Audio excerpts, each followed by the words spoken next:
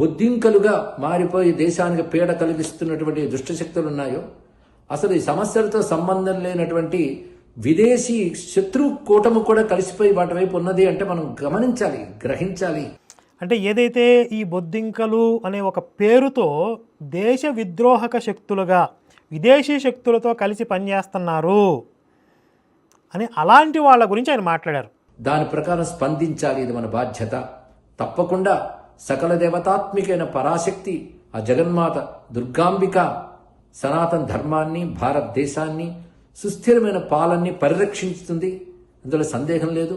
అలాగే రకరకాల దురుద్దేశాలతో, దురాశలతో ఏకమవుతున్నటువంటి దుష్టశక్తులన్నీ కూడా అతి శీఘ్రంగా పలాయనం చెత్తగిస్తానన్న సందేహం లేదు. సర్వం శ్రీ జగన్మాతృ చరణారవిందార్పణమస్తు. నమో దేవ్యై మహాదేవ్యై శివాయై సతతం నమః. ఇది సామవేదం గారు మాట్లాడింది. ఇప్పుడు ఈ జంతర్ మంతర్ వద్ద జరిగినటువంటి ఈ నిరసన ప్రదర్శనలు, అక్కడ పోలీసులు చేసిన లాఠీచార్జ్ కావచ్చు, లేదా పోలీసుల మీద జరిగిన రాళ్లదాడి కావచ్చు, ఏదైతే కొన్ని రోజులుగా ఇంత అస్తవ్యస్తంగా అక్కడ జరిగాయి ఈ పరిస్థితులు, ఇందులో కొన్ని అసాంఘిక శక్తులు జొరబడ్డాయి అని అక్కడ నిగ్గు తేల్చారు పోలీసులు. ఒకసారి వివరాలు చూద్దాం. ఇది ఈనాడులో వచ్చింది ఈ న్యూస్. ఈ సౌరవ్ దాస్, సిజేపీ అధికార ప్రతినిధిగా ఉన్నటువంటి సౌరవ్ దాస్ అనే వ్యక్తి మాట్లాడిన కంటెంట్ ఉంది. ఆ తర్వాత నిరసనలో నేరగాళ్లు, సిజేపీ నేతృత్వంలో జంతర్ మంతర్ వద్ద ఆందోళనపై దర్యాప్తు కొనసాగుతుంది. ఆందోళనల్లో పాల్గొన్న వారి ఫేషియల్ రికగ్నైజేషన్ ఢిల్లీ పోలీసులు చేపట్టారు. వారిలో 2873 మందికి క్రైమ్ రికార్డులు ఉన్నట్లు తేలింది. 101 మందిపై హత్య, 62 మందిపై హత్యాయత్నం, 284 మందిపై దోపిడీ, 25 మందిపై లైంగిక వేధింపులు, 229 మందిపై ఆయుధాల చట్టం ఉల్లంఘన, 61 మందిపై అత్యాచారం ఆరోపణలు ఉన్నాయి. 6గురిపై ఫోక్సో వంటి కేసులు నమోదైనట్లు పోలీసులు వెల్లడించారు.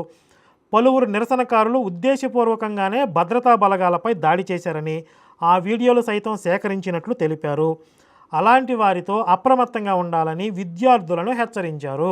అసలు సింపుల్ లాజిక్, అక్కడ విద్యార్థులు నిరసన చేస్తున్నారనుకోండి, ఉత్తి పుణ్యానికి వాళ్ళ మీద లాఠీ చార్జ్ చేయాల్సిన అవసరం పోలీసులకు ఉంటుందా, ప్రభుత్వానికి ఉంటుందా? అలా చేయటం వల్ల వాళ్ళు సాధించేది ఏంటి? అంటే అలాంటి ఒక రాంగ్ స్టెప్ వేస్తే ప్రభుత్వం ఇంకా ఎరకాటంలో పడుతుంది కదా, దేశవ్యాప్తంగా నిరసనలు జరుగుతాయి కదా.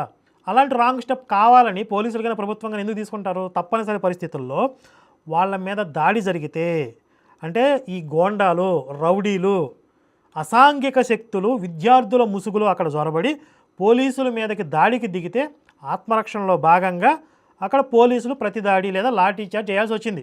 దానికి సంబంధించిన వివరాలు, ఆధారాలు ఇవన్నీ కూడా బయటకు వస్తూ ఉన్నాయి. ఈ అసాంఘిక శక్తులు ఎవరి ప్రోద్బలంతో వస్తారు? వాళ్ళు ఈ పదవి వ్యామోహం ఉన్నవాళ్ళు, లేకపోతే ఈ దేశాన్ని విచ్ఛిన్నం చేయాలి, దేశంలో అస్థిరత నెలకొల్పాలి అని ఒక దురుద్దేశాలు ఉన్న వాళ్ళ యొక్క ప్రోద్బలంతో, ప్రోత్సాహంతో, వాళ్ళ యొక్క అండదండలతో ఈ ముఠాలన్నీ చేరతాయి అక్కడ. కాబట్టి ఇందులో కుట్రలు ఉన్నాయి, ఇందులో విదేశీ శక్తుల హస్తం కూడా ఉండి ఉండవచ్చు. ఇవన్నీ ఎంక్వైరీ జరుగుతున్నాయి. ఇలాంటి దుష్టశక్తులు పరిమార్చబడాలి.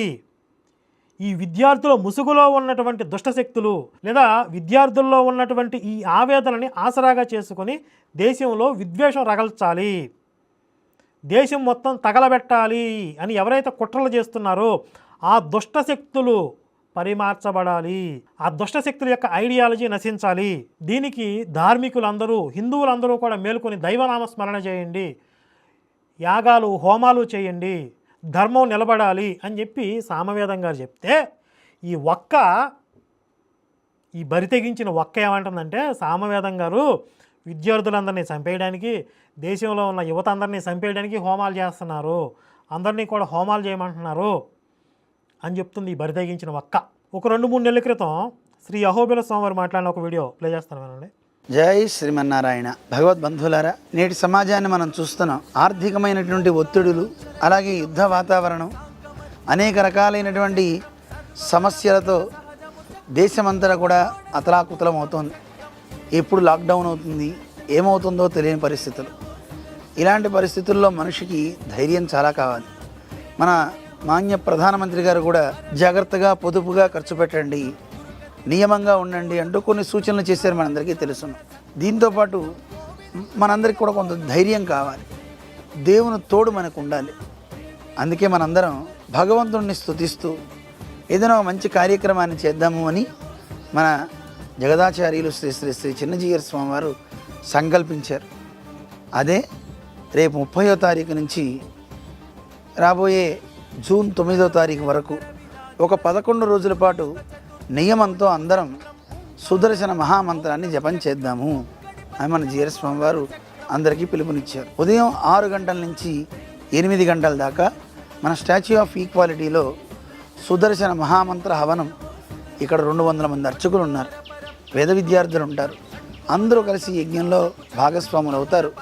ఎంతమంది అవసరమో అంతమంది స్వాములు ఉండి సుదర్శన స్వాహాకారాలు చెప్తూ సుదర్శన మూలమంత్రాన్ని అనుష్ఠిస్తూ సుదర్శన శతకాన్ని పారాయణం చేస్తారు. సుదర్శనుడు అంటే భగవంతుని చేతిలో ఉండే ఆయుధం. అన్ని ఆయుధాలకి కూడా ఈయన రాజు, అందుకే హేతి రాజా అని పిలుస్తారు. అటువంటి యజ్ఞ కార్యక్రమం 11 రోజుల పాటు అకుంఠిత దీక్షతో ప్రతిరోజు రేపు 30వ తారీఖు నుంచి 9వ తారీఖు వరకు ఉదయం 6 గంటల నుంచి 8 దాకా యజ్ఞం జరుగుతుంది. హోమ కార్యక్రమాలు మీ అందరూ కూడా నేరుగా రాలేకపోయినా మనం ఇంటర్నెట్ ద్వారా లైవ్లో మనం చూడొచ్చు. మనందరం తప్పకుండా ఈ యజ్ఞ కార్యక్రమంలో భాగస్వాములు అవుతూ మన ఆచార్యులు చెప్పినట్లుగా 1008 సార్లు సుదర్శన మంత్రాన్ని జపించండి. గోరంత దీపం కొండంత వెలుగు అని మనం చేసే ఈ చిన్న ప్రార్థన, ఈ చిన్న జపం మనకి ధైర్యాన్ని ఇవ్వాలి. మన దేశ రక్షణ చేసే సైనికులకి బలాన్ని ఇవ్వాలి. దేశం సుఖంగా ఉండాలి, ప్రపంచమంతా సుఖంగా ఉండాలి అని మనం కోరుకుంటూ ఈ కార్యక్రమాన్ని మన జీయర్ స్వామి మనకు అందించారు. తప్పకుండా మీరంతా భాగస్వాములు అవుతారని భావిస్తూ స్వాగతం పలుకుతున్నాం. జై శ్రీమన్నారాయణ. శ్రీ అహోబిల స్వామివారు పూజ్యశ్రీ చిన్నజీయర్ స్వామివారి యొక్క సంకల్పం ఏమిటి అని తెలియజేశారు. దేశంలో ఒక విపత్కర సంక్లిష్టమైనటువంటి పరిస్థితులు ఉన్న నేపథ్యంలో అందరూ కూడా దైవనామస్మరణ లేకపోతే భగవంతుడి యొక్క ఆయుధం అయినటువంటి సుదర్శన చక్రం, సుదర్శన హోమం ఆ మంత్రాన్ని జపించడం ద్వారా ఒక పాజిటివ్ ఎనర్జీ అనేది జనరేట్ అవుతుంది. ప్రతి ఒక్కరూ కూడా ఈ నామస్మరణ చేయొచ్చు అని చెప్పారు. అలాగే 11 రోజులు ఈ క్రతువు జరిగిన తర్వాత శ్రీ చిన్నజీయర్ స్వామి వారు ఒక ఆడియో మెసేజ్ ఇచ్చారు, అది కూడా విందాం. ప్రియ భగవద్బంధువులారా, 11 దినాలు శ్రీ సుదర్శన మహామంత్రాన్ని అనుష్ఠానం చేసి మనకి, మన కుటుంబానికి, మన ప్రాంతానికి, మన దేశానికి ఏ ఆటంకాలు రావద్దు, ఏ సంకటాలు రావద్దు, ఏ రకమైనటువంటి కష్టాలు రావద్దు. వచ్చినప్పటికీ వాటిని ఎదుర్కోగలిగే శక్తి మనకి ఏర్పడాలి. మనని, మన ధర్మాన్ని ఎప్పుడూ కాపాడుకోగలిగేటటువంటి శక్తి మనలో ఉండాలి అనే ఒక సత్సంకల్పంతో ఎవరి యొక్క ప్రమేయం లేకుండా మనంతట మనం ప్రతిరోజు 1000 సార్లు సుదర్శన మంత్రాన్ని అనుసంధానం చేద్దాం అని ఆరంభం చేసి ఈవేళ ఉత్తరాభాద్ర నక్షత్రం మన పెద్దస్వామి వారి యొక్క మాస నక్షత్రం ఇది. ఈ వేళతోటి సమాపనం చేసేటట్లుగా ఈ కార్యక్రమాన్ని చాలామంది చాలా శ్రద్ధగా, చాలా ఉత్సాహంగా చేశారు. మిగతా వాళ్ళంతా వాళ్ళ ప్రాంతాల్లో చక్కగా 6 గంటలకి ప్రతిరోజు కూడా ఈ మంత్ర అనుసంధానం చేసుకుని ఒక అద్భుతమైనటువంటి ఒక శక్తి వలయాన్ని ఏర్పాటు చేశారు. ఇక్కడ మన దేశంలో, ఇతర దేశాల్లో కూడా ఈ రకమైనటువంటి మంత్ర అనుష్ఠానం చేసి అద్భుతమైనటువంటి ఒక శక్తిని అందరికీ కూడా జోడించారు. ఒకరు చేసేటటువంటి జపంలో ఏర్పడే శక్తి, మరొకరు చేసే జపంలో ఏర్పడే శక్తి, ఇదంతా ఒక వలయం అయితే ఆ వలయంలో ఉండే అందరికీ కూడా ఈ శక్తి అద్భుతంగా పంపకం జరిగి అందరికీ కూడా సమానమైనటువంటి యోగ్యత ఏర్పడేటటువంటి ఒక మంచి కార్యక్రమం 11 రోజులు దీక్షగా చేశాం, ప్రేమతో చేశాం, భక్తితో చేశాం. చాలా స్పష్టంగా దేశం, ధర్మం సురక్షితంగా ఉండాలి. ఏదైనా విపత్కర పరిస్థితులు వస్తే దాన్ని ఎదుర్కొనే శక్తి సామర్థ్యాలు మనకి ఏర్పడాలి అంటే దైవనామ స్మరణ, మంత్ర అనుష్ఠాన బలం ప్రతి ఒక్కరికి ఉండాలి. కాబట్టి ప్రతి ఒక్కరూ కూడా, అంటే దీంట్లో కేవలం స్వామీజీలు, సన్యాసులు మాత్రమే అని కాదు, సామాన్య హిందువులు సైతము ప్రతిరోజు కూడా 1000 సార్లు సుదర్శన మంత్రాన్ని జపించండి అని చెప్పారు. తద్వారా ఒక శక్తి జనరేట్ అవుతుంది, ఒక శక్తి వలయం అనేది ఏర్పడుతుంది. ఈ దేశానికి ధర్మానికి ఏర్పడేటటువంటి కొన్ని ప్రతికూల పరిస్థితులు ఏవైతే ఉంటాయో వాటిని ఎదుర్కొనే శక్తి మనకి సమకూరుతుంది. ఇదే కదా సామవేదం గారు కూడా చెప్పింది. అంటే ఇప్పుడు నువ్వు చెప్పేదాని ప్రకారం చిన్నజీయర్ స్వామివారు చెప్పింది, అహోబిల స్వామివారు చెప్పింది కూడా తప్పే. అంటే జగదాచార్యులు చిన్నజీయర్ స్వామివారు చేసిన సంకల్పమే తప్పంటావా? అదే సంకల్పం సామవేదం గారు చేశారు. ఇప్పుడు వారు ఋషులు లాంటి వారు కదా. ఋషులు లాంటి వారు ఏం చేస్తారు? లోక కళ్యాణం కోసం యాగాలు హోమాలు చేస్తారు, మంత్ర సాధన చేస్తారు, తపస్సు చేస్తారు. ఆ తపశ్శక్తిని ఈ ధర్మం కోసం ఎవరైతే నిలబడతారో వాళ్ళకి రక్షణగా ఉండేలాగా వారి కోసం దారబోస్తారు. వారు చేసే పని అదే కదా.